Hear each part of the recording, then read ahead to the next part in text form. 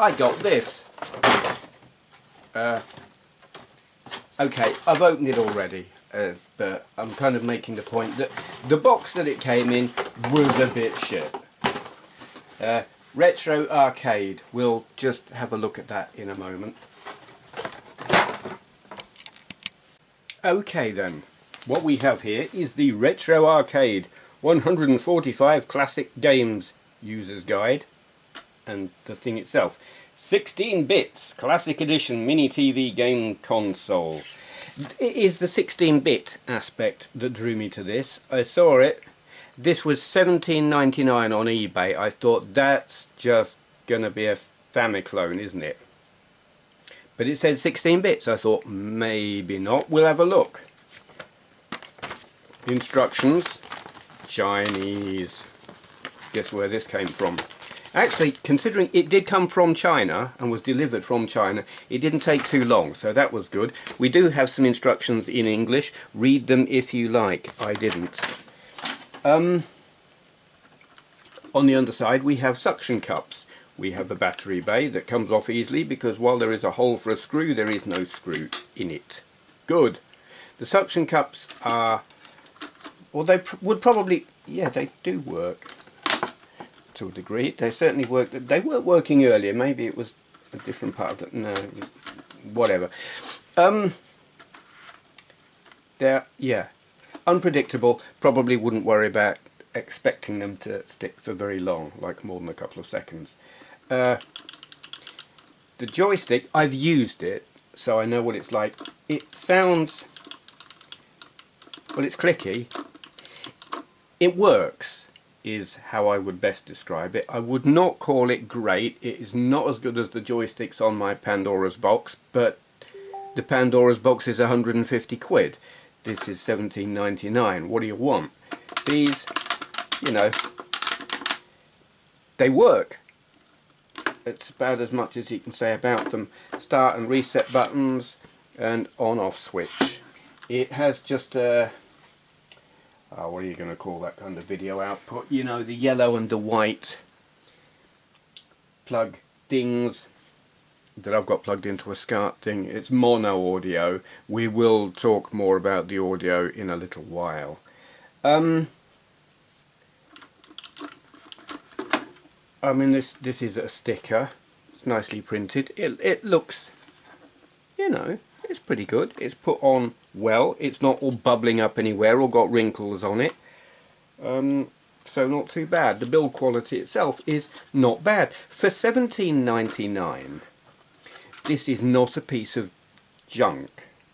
I'm not saying it's good, we'll get to that, but build quality wise, I have handled vastly inferior pieces of Chinese gaming hardware. for this kind of price, you can't expect too much. I'm quite pleased with it. Okay, I will turn it on. Okay then, here we are. We've got it turned on. What do you make of that? Look at the games list.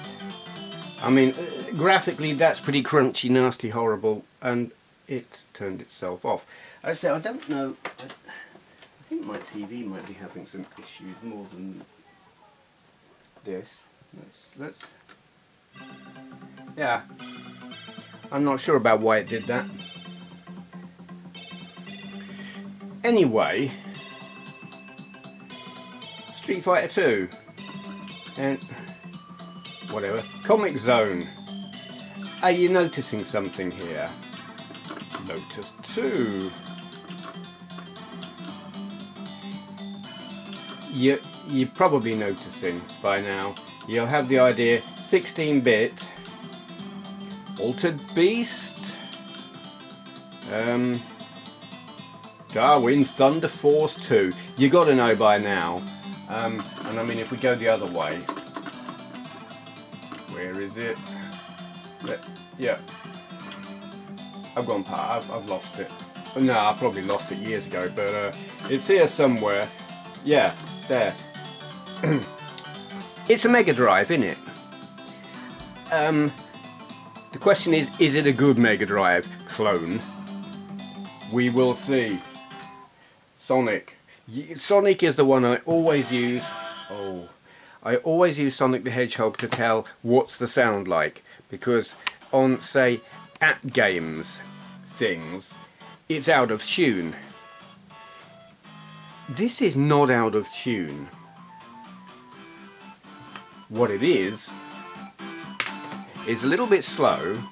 Now I don't know if it's that I'm used to NTSC and this is PAL, or if this is actually slower than PAL, but the notes are the correct notes, but my god is it crunchy. I mean, it's obviously cramming 2 sound channels into one to get mono, but it's like it's being overdriven somewhere in the audio circuitry to generate some really horrible distortion, and on some games that doesn't matter, and it's done that again. But when I push a button, that's strange actually. I think maybe it goes into sleep mode, and given it's battery powered, it's got AA batteries, that might be the reason. I've also just realised, yeah, that's better.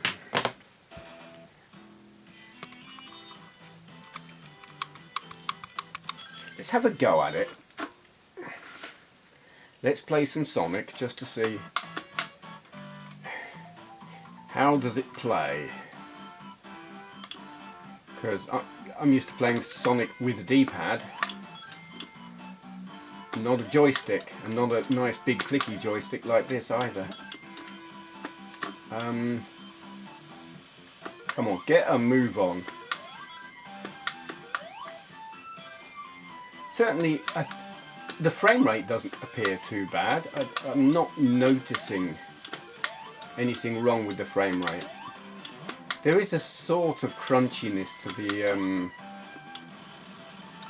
obviously to the sound, but also to the video output. But it's probably a clearer video output than I got on my original Mega Drive back in the day on what was a really crappy CRT TV that I had back then. I can't remember who made it, but it was pretty rubbish. Yeah, definitely clearer than that was. But that's because of the TV here, not the console itself. I'm not noticing any screen tearing, but I'm playing it, and sometimes you don't notice it when you're playing it. But I don't know. Is it tear? No, maybe it is tearing. It's doing something. Yes, that's doing some weird shit there. Excuse my French. Okay. But nevertheless, not horrendous. You can forgive the crunchy audio on that game. However, I played one earlier. We'll have a look now. This, I'm going to turn the audio up for this. You might want to turn yours down. Because it's... Oh! God almighty. It's really ear-bleedingly bad. It plays... Oh! It plays brilliantly. It's easier to play this with this joystick than it is playing with an original Mega Drive pad and D-pad. I've never been able to whiz through that like that on any other, not even like with the trackball on the arcade game. It's just really, it works really well. But my god, that audio. You bugger off. Go away. Go. Oh, oh, aha.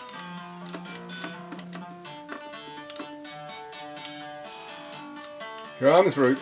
Oh, balls. Get off me, you. No, you Burke. Just get off. Get off. Go away. And you. Ooh. Ah, but...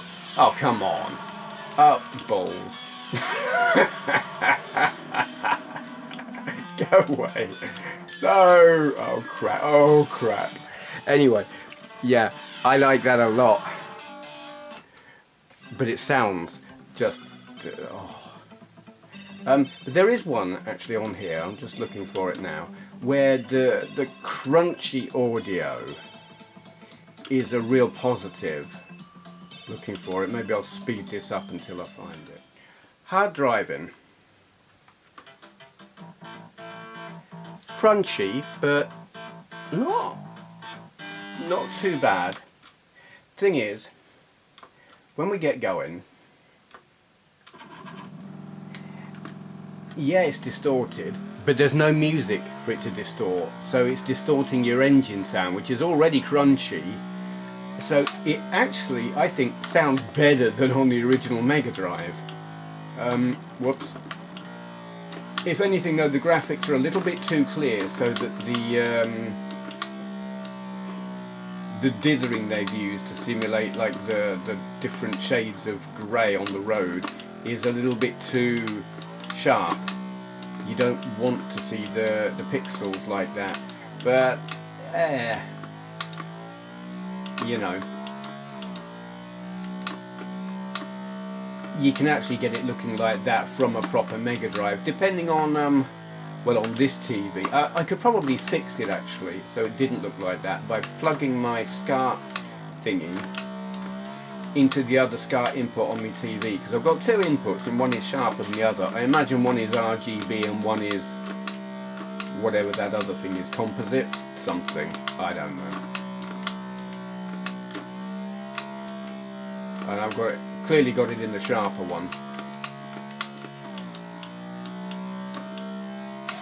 Way. Okay. So you get the gist. It's Mega Drive games. Graphically, they're pretty good. Audio-wise, they're playing the correct. It's not.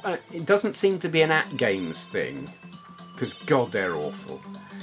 It has got bad sound, but I actually find this sound more agreeable than the AtGames sound, because it's playing the right notes, it's just playing them badly. Where the AtGames thing, it might play them with a bit of clarity, but it's playing the wrong notes, and neither one is right, but this is a better kind of wrong, if that makes sense. So, what do I think overall? I'll be honest, I like it. I mean, it is cheap Chinese tat. It's obviously not licensed in any way whatsoever. The hardware or the software or anything, you know, it's Chinese naughtiness. But $17.99, there we go. Yeah, waggle the stick and it comes back. It's going into sleep mode. No, it's the kind of thing you give to your kids. If you've got young kids, probably the fact, like I said, the stick is not overly sensitive and the buttons are not overly sensitive.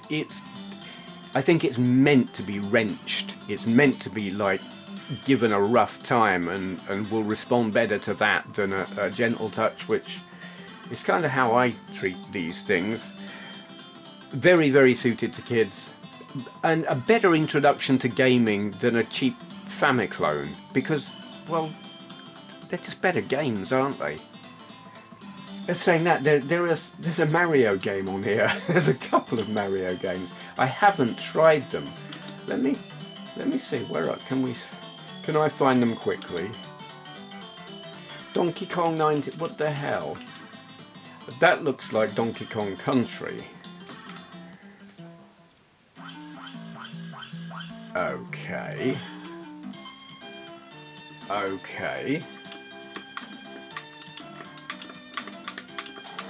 What? Get a move on. I don't know what just happened.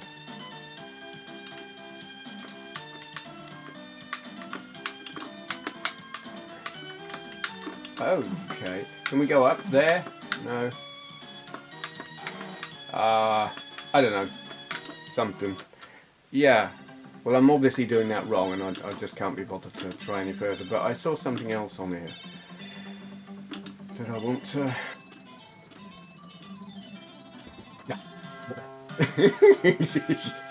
On the Mega Drive? Really? Really? Are you sure? I mean, it's got to be a hack, hasn't it?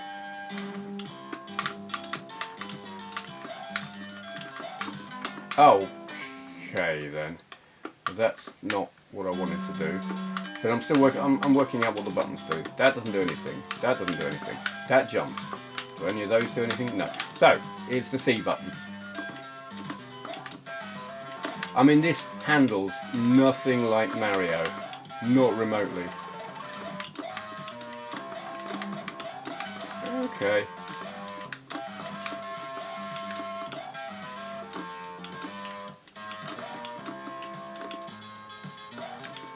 But I'm not going to play it. It's amusing that it exists. Yeah. Okay. As I was saying, Retro Arcade. It doesn't seem to have a more detailed name than that. Just Retro Arcade. 145 in one. Cheap Chinese tat. $17.99 on eBay. Shipped from China. Took about 2 weeks at most. Yeah, I think it's worth every penny. If you've got kids who you want to get into gaming, or they want to get into gaming, and you don't want to give them something too expensive, yay, my laundry's ready. I'm going to go and put it in the tumble dryer. Thank you for watching.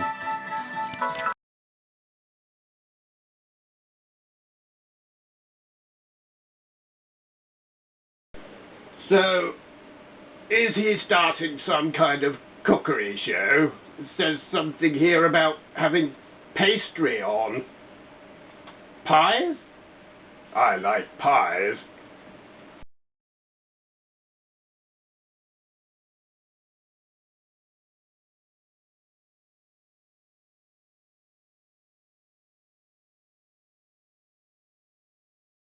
I got this. Oh, no, it didn't really work.